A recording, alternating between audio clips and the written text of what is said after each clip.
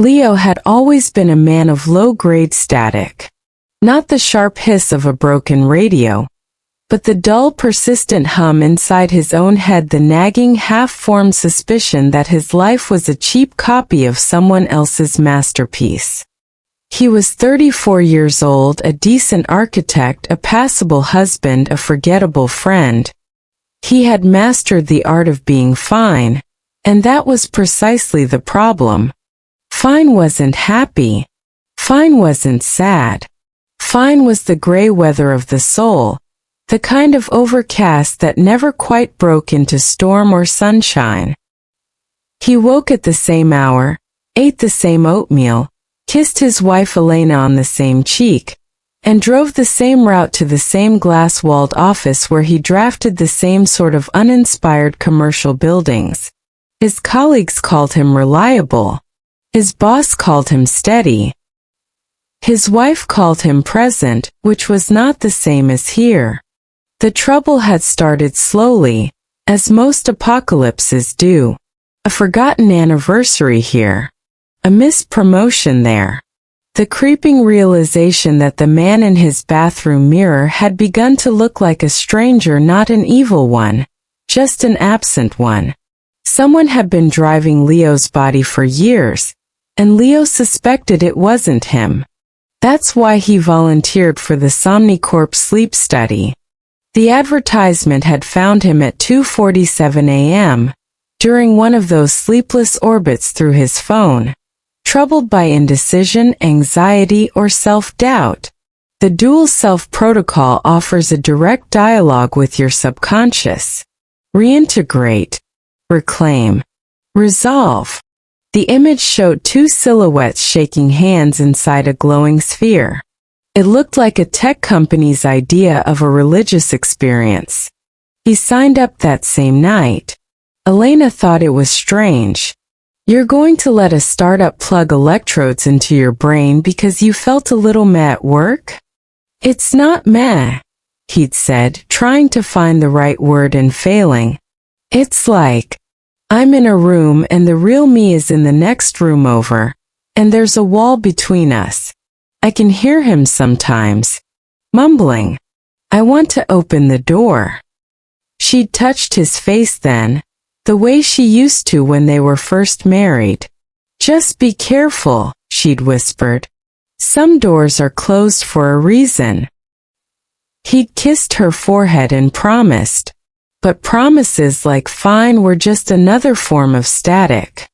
The Somnicorp facility was located in a converted warehouse in the industrial district, all polished concrete and exposed ducts, and the particular smell of isopropyl alcohol. Leo arrived at 8 p.m., signed 11 pages of waivers, and was led to a room that looked like a cross between a spa and an operating theater. A reclining chair dominated the center, surrounded by monitors displaying brainwave patterns he couldn't read. A technician named Priya greeted him. She was young, maybe 28, with kind eyes and the calm, measured voice of someone who had seen volunteers cry before the procedure even began. She fitted him with a crown of electrodes that pricked his scalp like a halo made of sewing needles. Standard protocol, she said, adjusting a sensor behind his ear. 8 hours in the immersive dream state. You'll be placed in a digital construct of your own mind, specifically the part of your mind where repressed memories, unexpressed emotions, and unrealized potential reside. We call it the shadow chamber. The shadow chamber, Leo repeated. It sounded like a bad metal album. You'll meet your shadow self, Priya continued. The person you might have become if you'd made different choices. The version of you that holds all the anger, desire, ambition, and fear that your conscious mind has suppressed. Your job is to listen, to negotiate, to integrate. What if it doesn't want to integrate? Priya's smile didn't waver, but something flickered behind her eyes. Then you wake up. The system has a hard reset. Panic button effectively. You just have to think exit, and you're back here. That's simple. That's simple, she said. But she said it too quickly, and Leo noticed that she didn't meet his gaze when she said it. He lay back in the chair. The electrodes hummed.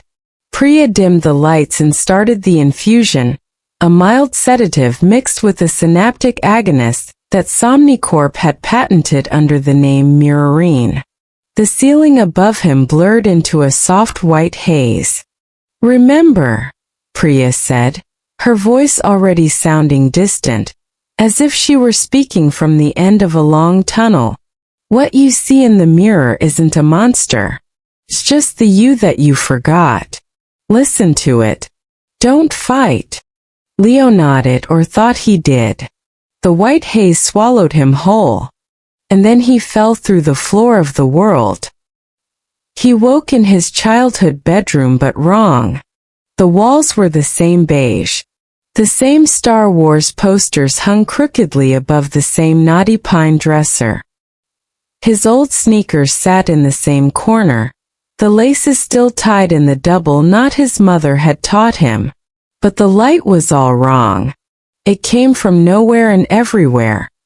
A sourceless, sickly amber, like a city on fire just over the horizon. There were no shadows, only degrees of dimness.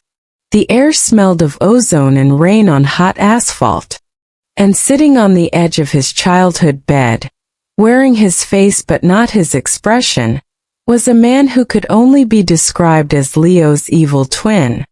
The resemblance was uncanny and grotesque.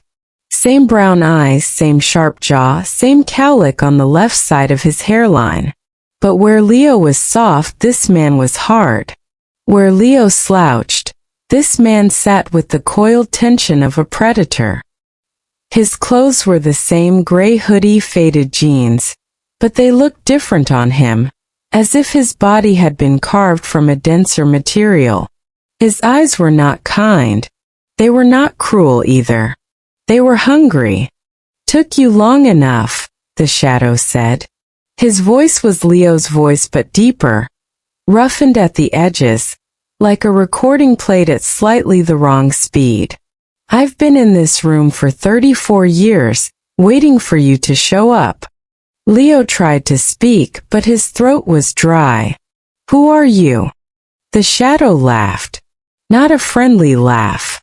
A laugh that scraped against the inside of Leo's chest. You know who I am. You've always known. I'm the architect who designed that skyscraper you were too afraid to pitch. I'm the husband who takes his wife to Paris instead of Olive Garden. I'm the son who told your father to go to hell on the day he called you a disappointment. I'm every fight you never fought. Every scream you swallowed. Every dream you buried in the backyard of your mediocre life. That's not, Leo started. Not true. The shadow stood up and Leo flinched. The shadow was the same height, but he seemed taller. He walked toward Leo slowly, deliberately, each footfall landing with the weight of an accusation. Tell me, Leo, when was the last time you felt anything? Real anything? Not the pale approximation of contentment you call happiness. Not the dull ache you call sadness. When was the last time your heart raced? When was the last time you shouted? When was the last time you cried? Leo opened his mouth, closed it. The answer was a desert. That's what I thought, the shadow said. He was close enough now that Leo could see the fine map of veins in his own mirrored eyes. You didn't come here to integrate, Leo. You came here to be saved. But I'm not your savior. I'm your undertaker. I've been dead inside you for decades and I'm done waiting. What do you want? The shadow smiled. It was the most terrifying thing Leo had ever seen, because it was his own smile, stretched into something feral and bright. I want out. The next 8 hours were a waking nightmare. The shadow chamber, Leo learned, was not a single room.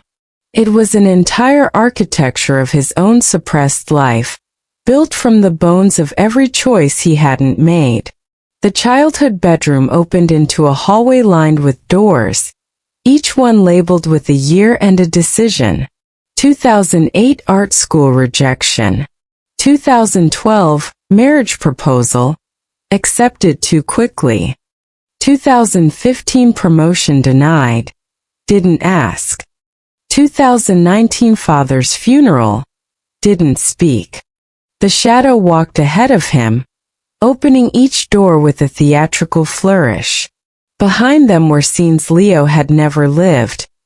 Himself on a stage, accepting an award for a building that existed only in his imagination. Himself in a bar, throwing a punch at a man who had insulted Elena. Himself in his father's hospital room, shouting the words he'd swallowed for 20 years. "You never believed in me." "Look at him," the shadow said, gesturing to a version of Leo who was crying openly, his face wet and ugly and real. "That's you without the mask. That's you without the static." "He's furious. He's heartbroken. He's alive." "That's not me," Leo whispered. "That's a fantasy. I'm not a violent person. I'm not." "You're not anything," the shadow interrupted. "That's the problem. You've spent your entire life confusing politeness with goodness, compliance with kindness, silence with peace. You think you've avoided conflict, but all you've done is become conflict, a walking, breathing civil war where nobody fires a shot." They reached the end of the hallway. The final door was larger than the others, made of black iron and covered in chains. The shadow produced a key from his pocket, a key made of light, of all things, pulsing with the same amber glow as the sourceless sun. "What's behind that one?" Leo asked, though he already knew. "Your future," the shadow said. "Or rather, the future you would have if you let me out. A future where you quit your job. Where you tell your wife the truth about your unhappiness. Where you build the building you've been sketching in secret for 15 years. Where you fail and fail and fail again and keep going." "That sounds like destruction." "It sounds like living," the shadow said. He inserted the key. The chains fell away with a sound like breaking glass. The door swung open onto a void, not darkness but light. Blinding, beautiful, terrible light. The light of every suppressed emotion, every buried desire, every forgotten scream. Leo stepped back. "No, I didn't sign up for this. I just wanted to feel a little better. I didn't want to. I can't." "Can't what?" The shadow's voice had changed. It was softer now, almost gentle. "Can't be a person? Can't be messy? Can't be real?" "Exit," Leo said. "I want to exit." Nothing happened. "Exit," he said again, louder. His voice echoed through the hallway of unrealized lives. The light from the open door pulsed once, twice, like a heartbeat. The shadow tilted his head. "You really think they give you a panic button? Somnicorp didn't build this machine to make you whole, Leo. They built it to see what happens when the shadow swallows the sun. The exit was never real." "You're lying." "I'm you," the shadow said. "I don't lie. I only show you what you've hidden. The exit was a placebo. A pretty word on a consent form. The only way out of this room is through that door." He pointed into the blinding light. "Through me." Leo's hands were shaking. His whole body was shaking. For 34 years, he had built his identity on the idea that he was a good man, calm, reasonable, conflict-averse. But standing in that hallway, facing the light of everything he'd repressed, he realized the terrible truth. He wasn't calm. He was frozen. He wasn't reasonable. He was terrified. And he wasn't conflict averse. He was a coward. What happens if I go through? He asked. The shadow stepped aside, making room. You wake up. But not as the man you were. You wake up as us. The integration. The whole. The person who can both love his wife and admit that sometimes he wants to scream at her. The architect who can both honor his clients and fight for his vision. The son who can both mourn his father and finally tell him the truth. And if I don't? The shadow gestured back down the hallway, toward the childhood bedroom. Then you stay here. In the static. Forever. A ghost in your own mind, watching the door you were too afraid to open. Leo looked at the light. He looked at the shadow, this dark, hungry, beautiful version of himself. He thought of Elena's face when she touched him and said, "Some doors are closed for a reason." He thought of the way his father had looked at him on his deathbed, waiting for a word that never came. He thought of the building he'd been sketching in secret, the one with the impossible angles and the glass walls that seemed to hold the sky. He took a breath. Then another. And then, for the first time in his life, Leo stopped being fine. He walked into the light. When he woke, the electrodes were cold against his scalp and Priya was standing over him with an expression he couldn't read, part relief, part fear, part something else entirely. The monitors were blinking frantic red warnings. Alarms were sounding in the hallway. You were under for 48 hours, Priya said. Her voice was tight. We couldn't wake you. We thought. I know, Leo said. But it wasn't Leo who spoke. Not entirely. There was something else in his voice now, a roughness, a hunger, an edge. He sat up and his body moved differently. Sharper. More deliberate. What happened in there? Priya asked. She took a step back. Leo looked at his hands. They were the same hands, but they felt like new instruments. He thought of the shadow, of the light, of the moment of integration, the terrible, beautiful moment when he had stopped fighting himself and simply become. He remembered the shadow's final words, whispered in his ear as the light consumed them both. You were never two people, Leo. You were always one person who was too afraid to look in the mirror. Welcome home. I met my evil twin, Leo said slowly, testing the words. Except he wasn't evil. He was just honest. And I was just asleep. He stood up. The alarms were louder now. Through the window he could see other rooms in the facility, other chairs, other volunteers, some of them still under, some of them thrashing, some of them staring at the ceiling with empty, integrated eyes. Priya grabbed his arm. Leo, listen to me. The protocol wasn't finished. We don't know what integration looks like when it's incomplete. You might have brought something back. Something that shouldn't be here. Leo looked at her. His eyes held the amber light now, not the sickly glow of the shadow chamber, but something warmer. Something like dawn. Good, he said. He walked out of the facility without looking back. The sun was rising over the industrial district, painting the sky in shades of orange and pink and gold. For the first time in 34 years, Leo heard no static. Only the clear, ringing sound of his own heartbeat. He drove home. Elena was in the kitchen making coffee.